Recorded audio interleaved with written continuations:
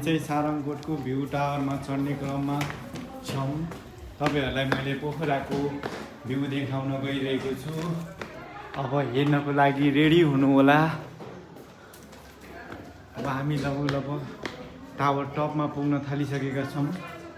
यहाँबाट तपाईँले पोखराको all view पुरै दृश्य देख्न सक्नुहुनेछ।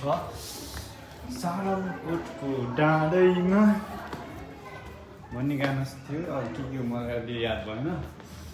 म चाहिँ तपाईँहरूलाई अब लब टपमा पुगिसकेको छु।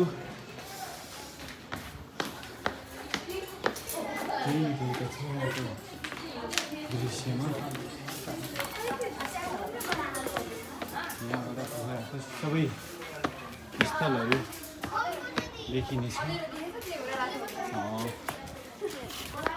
अब ready 1 2 3 4 go. It's Pokhara. Wow आज हिमाली भएन न।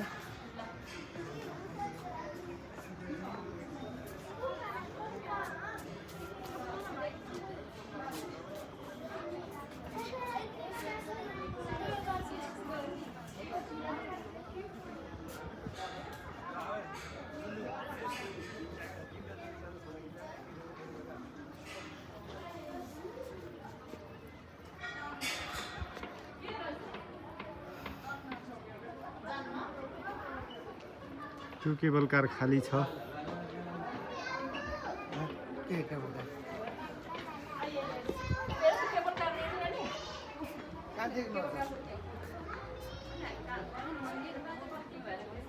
मैले पञ्चमुखी गणेश जय गणेश जय गणेश जय गणेश देव माता जागी पार्वती पिता महादेव। त्यो गरेर तपाईँहरूलाई म अब फेवा यो फेवा ताल म देखाउन गइरहेको छु। फेवातालमा बोटहरू देखेको छ झिसमिस।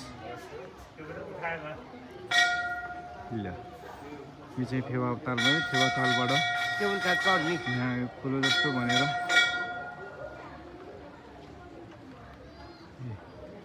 उतातिर फेवातालमा मिसिएको छ।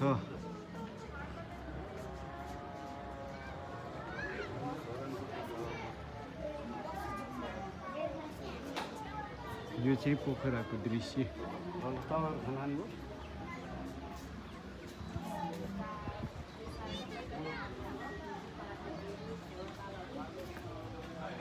देख्न छ